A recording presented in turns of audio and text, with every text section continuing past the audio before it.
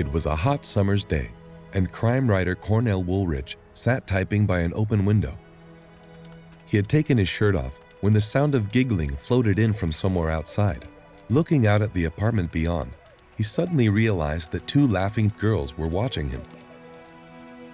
The incident inspired Woolrich to write a short story titled "It Had to Be Murder," which was published in Dime Detective magazine in 1942.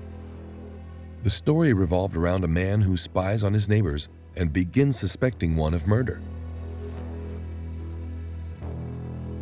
The murder mystery contained a deeper social commentary about voyeurism that greatly appealed to film director Alfred Hitchcock. He brought it to the screen in 1954 under the title Rear Window. And as no one else would dare attempt, but the screen's master of suspense, the producer-director who shocked the world with Psycho.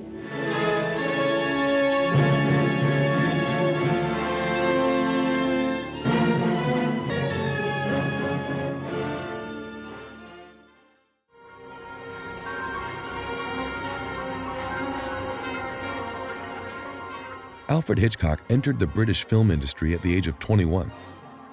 He quickly found his calling, directing thrillers during the silent era, which helped him develop a highly visual style that relied on distinctive camera angles and editing techniques.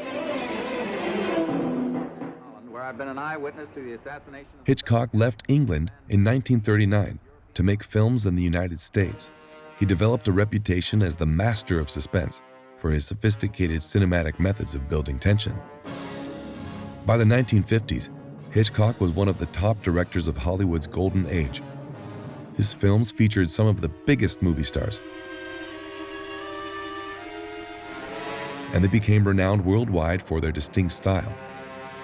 Hitchcock's films were laden with dark humor, macabre murders, and unexpected plot twists. Audiences knew to look out for his mischievous cameo appearances. Hitchcock was heavily influenced by the early cinematic experiments of Lev Kuleshov. The Russian filmmaker's theory was that an actor's expression could be interpreted in different ways depending on the shot that came before it. This pioneered the theory that viewers could create meaning from how certain images work together. Hitchcock used camera angles and editing to manipulate how audiences interpreted his characters' reactions and thoughts.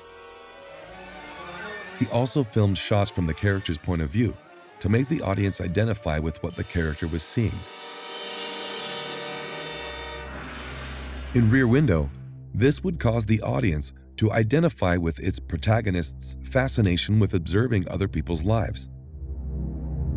Hitchcock was fascinated by the psychology of both his characters and his audience. Well, the basic thing is, in order to get an audience really going along, I've always, ever since 39 Steps, taken average man and put him in bizarre situations. Cary Grant in North by Northwest. They worry about him, and if he's lesser known, I think the degree of anxiety is reduced. Though he claimed to be skeptical of psychoanalysis, Hitchcock's films contained evidence of concepts linked to Sigmund Freud. Am I acting as if there's something wrong? She's not missing so much as she's run away. Put me down! Mother! Oh, God! Mother! What are you running away from?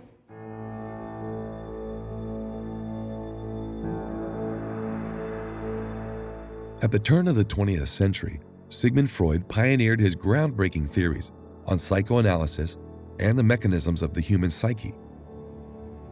Freud believed that traumatic memories were repressed by the conscious mind and manifested themselves through dreams, anxiety, and neurotic symptoms.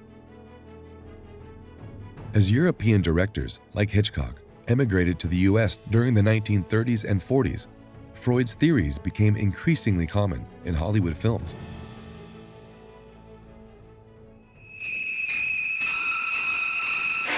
Hitchcock's American thrillers like Spellbound, Psycho, and Marnie explicitly mirrored Freud's ideas about repression, neurosis, and the unconscious.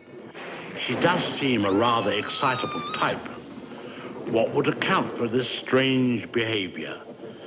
Has she just realized that she forgot her umbrella?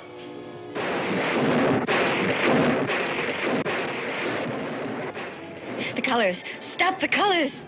What colors? Marnie's trouble goes deeper than that. Far deeper. And this is the problem which Mark must probe. Psychology and cinema began to intersect further as film studies gained popularity in the 1960s and 70s. During this time, directors like Hitchcock, who seemed to have a distinctive style, came to be seen and studied as auteurs. Additionally, film theorist Laura Mulvey wrote about Hitchcock's filmmaking techniques in her influential 1975 essay, Visual Pleasure and Narrative Cinema, which established the concept of the male gaze. Mulvey argued that many Hollywood films featured active male protagonists and passive female characters. Women functioned as erotic objects for the desiring and voyeuristic gaze of the male protagonist. She just goes a little mad sometimes.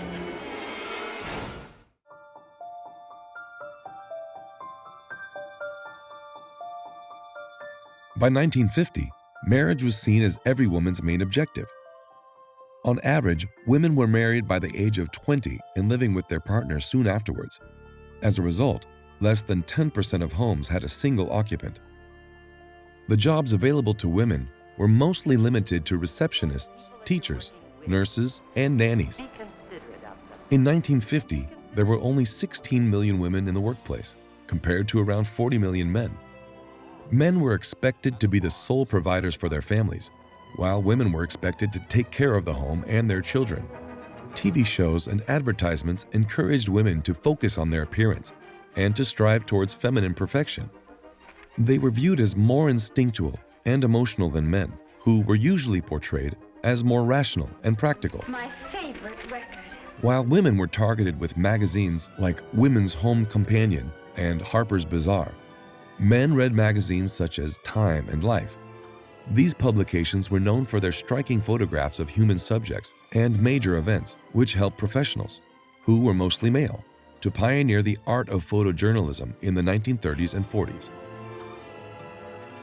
The hero of Rear Window, L.B. Jeffries, makes his living as a professional photojournalist. He enjoys observing his neighbors through the eye of his camera. When Rear Window was made, many people were starting to watch their neighbors closely. Urban paranoia was rife, and people were being suspected of harboring dark secrets.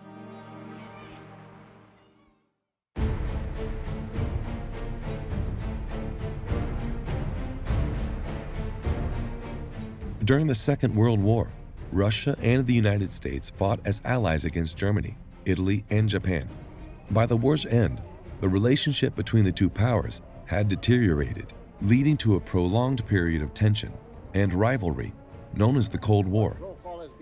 As this hostility intensified in the late 1940s and early 1950s, a period of anti-communist hysteria, known as the Red Scare, swept across the U.S.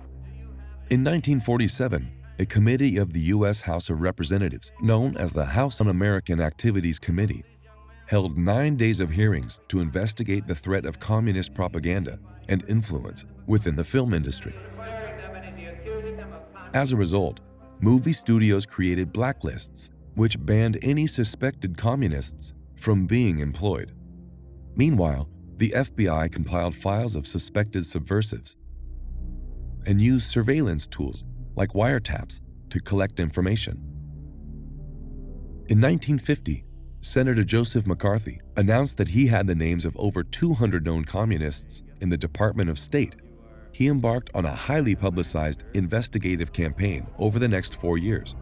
The government encouraged citizens to prove their loyalty to their country by offering the names of suspected communists to the government. This created a climate of suspicion, fear, and paranoia, with thousands accusing their neighbors without any concrete evidence, destroying many lives and careers as a result. Grace Kelly. When Rear Window was released in 1954, the American public connected with its themes of surveillance and paranoia. More than 60 years later, in the era of social media and CCTV, these themes resonate more than ever.